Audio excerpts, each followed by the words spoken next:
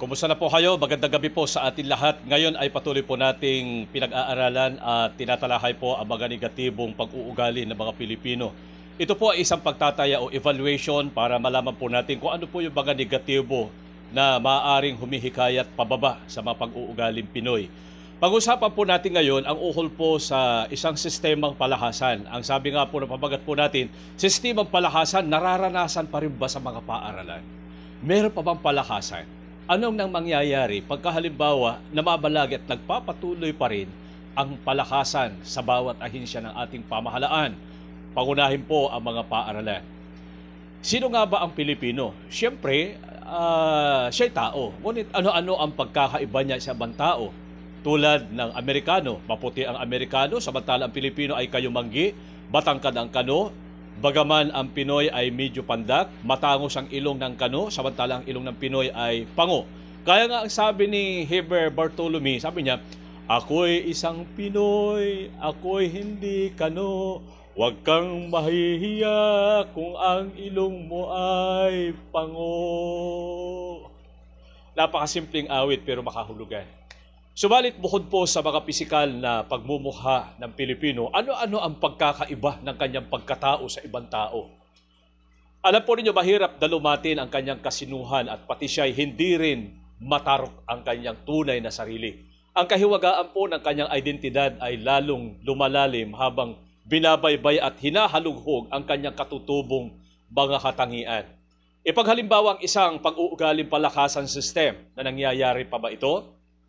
Kaugnay ng nabanggit na asal Pilipino ay ang sistemang palakasan na nananaig sa pagkatao ng mga Pilipino. Kuminsan, ang tawag dito ay pagpapalapad ng papel.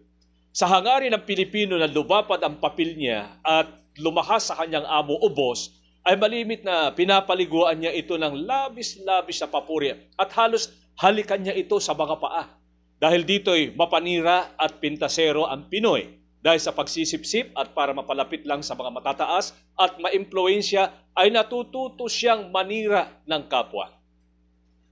Kunin po natin halimbawa ang isang namatay na teacher na di umano ay na-stress dahil sa ginawang pambubulyaw sa kanya sa harap ng isang magulang na nagreklamo. Ito po ay nangyari sa lalawigan po ng Davao de Oro. Alam na po ninyo yan. Ayon po sa balita, ang teacher ay nagpalaro sa kanyang mga mag-aaral. Math ang kanilang klase. Nasa ikalawang baitang ang mga kabataang ito. Alam po ninyo, sinaway ng teacher yung isang bata na sumasayaw-sayaw. Kalaunan ay nagkaroon po ng disgrasya. Kaya ayon po sa balita, ang teacher ay nagpalaro sa kanyang mga mag-aaral at sa hindi inaasahang pangyayari, nauntog di umano ang bata sa silya at nagdugo ang noo ng naturang bata. Dahil sa pangyayari, ipinatawag ng prinsipal ang guro kasama ang magulang ng bata. Sa aking pagsusuri, siguro, malakas manipsip ang prinsipal na ito sa Parents-Teachers Associations. Dito na niratrat ng maaanghang na salita ng prinsipal ang teacher at sa harap pa mismo ng magulang. Minaliit ng lalaking prinsipal ang kawawang teacher na nagturo ng 31 taon sa paaralan. Dahil umano sa sama ng loob, na stress at hindi na makatulog ang teacher, hindi na kayanan ng pambubuska, pambubulyaw at paglapastangan sa dignidad at reputasyon, namatay ang teacher. Sa puntong ito, hindi lang ang teacher na iyon ang nagkaroon ng problema sa principal nila. Marami nang napabalita previously. Mga principal, tingnan ninyo ang kalagayan ng inyong mga nasasakupan. Dahil sa laki ng respeto nila sa inyo, kahit buhay at kahihiyan nila, pati ang pride ng teacher, ninulunok nila dahil gusto nilang protektahan ang inyong administrasyon. Bakit ko ang teacher? Sabihin natin nagkabali. Nang kailangan kayo ng teacher upang humingi ng advice, nasaan kayo? Nasaan kayo, mga ginigiliw naming mga administrador? Kayo na dapat ang maging tagapagtanggol ng mga teacher. Kayo pa ang nagtulak upang masira ang reputasyon ng inyong mga teacher sa harap mismo ng mga magulang. Nasaan ang puso po ninyo? Kayo po, mga minamahal naming prinsipal, Malulunok ba ninyo ang inyong pride at reputasyon kung pagsasabihan din kayo ng masasakit na salita at mamaliitin ng teacher sa harap ng kanyang mga mag-aaral dahil nag-aasal hayop kayo na mga principal?